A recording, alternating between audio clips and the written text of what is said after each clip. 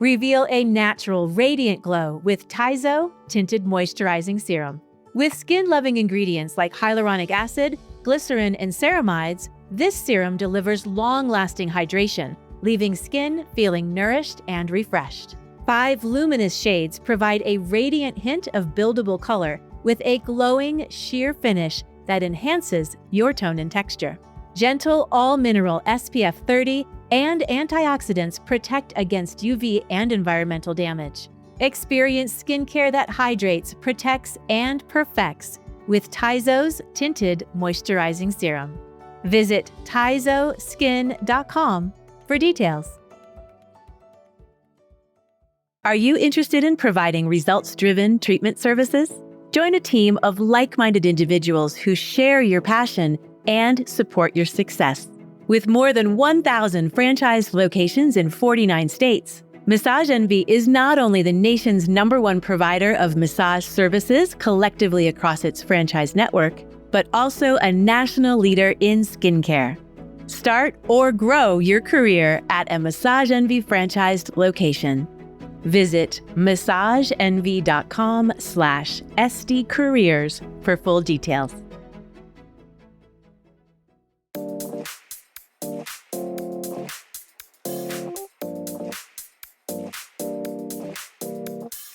Hello and welcome to ASCP's Esty Talk. I'm your co-host, Maggie Staszcuk, and ASCP's Program Director. And I'm Ella Cressman, licensed esthetician and content contributor for Associated Skincare Professionals. Ella, I was just thinking about something that's so important in our industry, building emotional connections with our clients. It's not just about the treatment, right? No, not at all, especially for long-term relationships. Yeah. I actually read this great blog post recently that got me thinking about how we can deepen those connections. So today, let's chat about some simple but powerful ways estheticians can build those genuine connections that keeps clients coming back, not just for the skincare, but for the whole experience. First impressions are everything. When a client walks into your treatment room, what's the vibe you want to create? Dim the lights, just in case. For me, it's all about having a safe space, having a relaxing space, and having a clean space and knowing the client. So when they walk in, I don't let them in the treatment room first. We sit like a brand new client. We sit out in like the reception area, but it's crisp. It's bright colors. It's clean. It's comfortable. And then we just talk a little bit. And this has changed a little bit after we talked to Janice about sensory safe environments, because I feel like in the consultation, you can get an idea for what then taking them into the treatment room would be. So whether the lights are going to be dim or the music will be on or what, but it's all about really kind of understanding the client for sure. But welcome, not too much, not too many scents, not too many movement, not too many things going on, really honing into them right away. Yeah, I agree with what you're saying. First of all, clean is #1 for me. And then 2, having, as the client, having a connection with my esthetician and feeling like there's a vibe and an energy, all of that is important and sets the tone for me. And if I am not feeling that, then forget it. Yep, absolutely. It happened to me recently. We're talking about, obviously building genuine connections. So about 15 years ago, I had a client and she was with me for 10 years plus. And then we stopped seeing each other, if you will. After COVID, she got busy. She would still buy product and stuff and arrange for me to even ship it sometimes to her, but she hadn't been in for a treatment literally since like March 3rd, 2020. I mean, no, I think it was actually February 11th because she just recently came back in. But we sat and we talked about her life and what had been going on and reestablished that just like I would with a new client, but with more familiarity. So one thing that is also really important for building connections is listening beyond words. Sometimes they want to come in and not just talk about their skin, as was the case with the client I just mentioned, but they're really sharing a bit of their life. So how you approach these moments while keeping professional boundaries is really going to be important. Yeah, I totally agree. It's about tuning into what they're feeling, even if they don't say it out loud, but trying to keep that professional boundary so it's a balance and really deepens the trust. I remember I had this client I remember the first day she came in, it was actually for a Brazilian wax. So I thought, this is going to be quick in and out, right? We're going to wax, be done, and she's out the door. And she came in, got on the table, and we had just met, and immediately is sharing about her life. And she's talking about, Billy Bob and Sue and saying these people by first name as if I know them too. And for me, as a young esthetician, I was kind of taken aback, but then I just jived with it. I mean, this was her moment, and whatever she wanted to do with it, that's great. We're going to wax, and she's going to share her life. I like that. Did you take it home with you? Like the emotional part of that? Do you ever get emotionally, I don't want to say invested, but affected by your client stories? No. I learned quickly not to. You have to be able to listen, but put up that boundary. Listen and don't judge, whether it's positive or negative. Yeah, you have to find a way to shake it off at the end of the day, I think is key too. Yeah, exactly. So another is personalize every experience. So no two clients are the same. Tailor the consultation and recommendations to their lifestyle, not just their skin type. That's basic personalization 101, but certainly you can go well beyond that. Whether it's the music they want to listen to or a particular scent they want to smell. You were talking about that with the treatment room and with Janice, who we had on as a guest. But really going above and beyond so that the client is feeling like this is about them, and that gets them coming back. Mm-hmm. There's one client I have who she kind of walks in and goes right to the treatment room. She's like, I'm not fine with it. Like, whatever. Yeah, go ahead. But I know that she likes certain things, so I have them out. One time, the very first time, it happened on accident. And I had just like the bolster on the top of the bed because I'd made the bed and, just put it right back on after changing the sheets. And she goes, "Oh, you had it out for me. Thank you so much. You already knew." And I was like, "I sure did." But because normally I take it from my little hiding place and put it up there. That was for her. She's like, oh, she was prepared for me. Yeah. Just like you're saying. Yeah, those things matter. Building trust through consistency. Trust really builds over time and through being consistent. So sometimes people will follow up with clients after their appointments just to check in, especially after an aggressive procedure, but also just to check in. This week, I had a client who came in a little bit off, kind of snarky, kind of like, I was telling her about a special I have coming up. She's like, maybe I would, maybe I wouldn't. So when we sat her down, she said that her sister is sick, like really sick. This is going on with her other family member. This is going on with her personally. She just kind of hinted at those things. Well, I've known her long enough now to understand these are all really big things anyways. So her snark or her bitiness wasn't directed at me. So I called her, it was 3 days later, said, "Hey, I just wanted to tell you I'm sending you good vibes today." Nothing about her skin, just about her emotional state. I didn't say because of everything you've got going on. She called me back and she's like, she's crying. She's like, "Thank you so much." So I wasn't like not taking it home emotionally. I just felt I wanted her to know that I was thinking about her holistically and not just her skin, Yeah, I think that's such a good lesson for estheticians to take and adopt. And that can be hard because we're constantly focused on our business and how do we build the client base and how do we get that client returning. But at the end of the day, we're all just people. And to make an effort to call that one client that you realize is perhaps having a hard day and just be human with that individual, sometimes we forget to do that. And it makes a huge difference. It did. And you could tell it made her feel better, and made me feel good too. Celebrating milestones, big and small, is a big one too.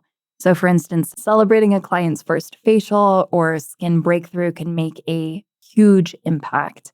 I remember I had this client who was struggling with acne and it was impacting her emotionally, and she was on Proactive. And Proactive wasn't working for her. And she was refusing to give up the Proactive. And I said, let's just switch your cleanser. Just try this cleanser.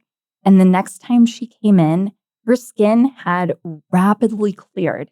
And we were yelling in the lobby and cheering her on. And she looked beautiful. We were celebrating that milestone and she felt amazing. She was shy about it and embarrassed about it. But at the same time, it was like a glorious moment for her and she loved it. Oh, I love that. Yeah, the milestones are really key. Love it. On those big and small milestones, I also do a skincare audit with most of my first-time clients. And so I put them here. And emotionally, and there's emotions attached to purchases because it was this much or because this is where they felt when they got it. And so we have a similar ceremony when we go to throw away some things. We have the neck down pile, and then we have the pitch it pile, and then we walk over. I put my foot on the trash thing so that the top lifts up, and then they dump it in, and we're like, yay, yay. So that's a really, really fun one too. Other ways that you can consider to build genuine connections is to reach out to ones you haven't heard from in a while. That is another key thing. That's what I'm doing now, because if I'm being honest, my customer service the last few years has been hit or miss because I've had the clients I've had to capacity, but recently my schedule's opened up, so I have more opportunity. At the same time, buying habits have been a lot different. So I've started reaching out to old clients and just bringing them back in, even just talking about, how's your daughter? What's going on with your this or that? And I think that's key. Another thing that I do also is remember little bits about them. How's this happening? And you can add them into your treatment notes if you want to, but asking them the question as you're starting the treatment is something for me. They've been like, oh my gosh, I can't believe you remembered that. I think that social media in some respects has gotten in the way. Even texting has gotten in the way of our ability to reach out to our clients by phone and say, it's been a while, how are you doing? And just have that conversation, which does help to build rapport and bring them back in the door. And I think having that practice is good. It helps build the client base. You were hitting it right here because so many services are now text-based. They're texting for an appointment. You're not talking to them on the phone. You're not hearing intonations. You're not hearing the what would be an emoji in a text message. You can hear it in the voice. So I think it is important just to pick up the phone every once in a while. Yeah. When I was an esthetician many moons ago, I used to keep a little box of note cards, and that's where I would put my notes for all of my clients, like personal notes, like you were saying, like, oh, she has a daughter and plays soccer and blah, blah, blah. And very rapidly realized that's not how you operate your business. Why? What happened? It's just not organized. I mean, I couldn't do it that way. And obviously, you need like a computer system and you need to get with the 21st century. Your client's like, I don't have a daughter who plays soccer. Right. That's a different Josie. That's funny. Mm-hmm. I think other ways to customize. Okay, let's talk about it. Let's just talk about it. Right now, the spending habits are crazy. They're either over like buying a lot or not buying. I have to be honest with you. I did my first quarter sales tax, and I realized my product sales were down 80%. Oh, wow. I was shocked. I knew I was slower in that area, and I knew people were not buying as much, but 80% is a big deal. But now I'm up. I'm up because I've adjusted a couple of things. But one thing I wanted to stress is meeting people where they are, right? So we harp on the importance of retailing skincare, and that they should buy from us, and they shouldn't go over here, and they shouldn't go over there. And that is still important, but meeting them where they are. Because I had a client who reached out to me. She said, I can't keep my facial appointments anymore because I'm not sure what's going to happen. She's with her job, particularly, they want to continue buying products. Meet them where they are. That's okay. That doesn't mean you like write them off. Still keep in contact with them, still serve them, even if they can't come in or they have to stretch their appointments out or they need to adjust their home care to something that's going to be more appropriate for them. Whether it's a reality or whether it's a perception, meet them where they are and let them know that it's okay. Oh, you want to go out in the sun and you don't really like that. And that's okay. No problem. I'll fix it. It just means you have to come to me more often. Or, once they feel accepted, I find that they want to come back to you. Yeah, I totally agree. And I think that that rolls over into the products they're using at home as well. And I would practice this all the time, where a client says, this is what I'm using. I really, really love, say my Neutrogena cleanser. Great. Keep using it. Meeting them where they're at and not chastising them or making them feel like what they're using is not great or they're insignificant, and forcing them into a regimen that they either can't afford or they're not going to use. you're taking baby steps. So it's also educating them and also finding out what their goals are. They love that Neutrogena cleanser. Fantastic. But you said your skincare goals are X, Y, and Z. Let's add to your Neutrogena cleanser. Here's a great serum. Here's a great moisturizer. This is going to help get you there. Exactly. Not wagging your finger at them. I think that I see that so much in so many different conversations. Like there was scrolling, like people like, I'm just over here scrolling on Instagram, looking at people who aren't wearing sunscreen, thinking, like the judge. And I get it, like, haha, it's funny. But also, if a client feels like they're going to be judged, they're on guard a little bit. So it's not having these genuine connections. They're having a transactional connection instead of long-term. So I think that's going to be something just to consider for sure. Maybe not hemorrhoid cream for their eyes or something like that, but maybe if it's working, keep your Neutrogena, all of that stuff too. But just meeting them where they are, letting them feel educated and not ashamed, I guess. Yeah. I mean, I remember I had a father who brought in his daughter, and he had this conversation with me to say, she keeps trying to pop her own pimples. I said, she's always going to pop her own pimples. Let's talk about how she does it properly. He was really shocked that I said that. So we had a little educating moment. I showed her, wash your hands and wrap your fingers and let's not spread the bacteria.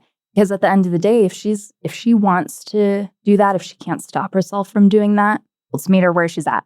Listeners, we want to hear from you. What's your favorite way to connect with clients on a deeper level? Reach out to us on Instagram, Facebook, or email getconnected@ascpskincare.com. Thank you for listening to ASCP Esty Talk. And as always, for more information on this episode or for ways to connect with Ella and myself, or to learn more about ASCP, check out the show notes.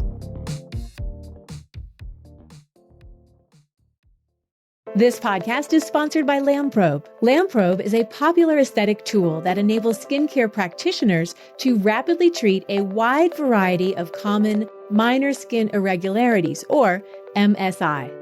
Red MSI treated by Lamprobe include dilated capillaries and cherry angiomas, yellow MSI, cholesterol deposits and sebaceous hyperplasia, and brown MSI treated include skin tags and more. Lamprobe MSI treatments are non-invasive and deliver immediate results. Lamprobe can empower your skin practice with these new and highly in-demand services. For more information, visit lamprobe.com.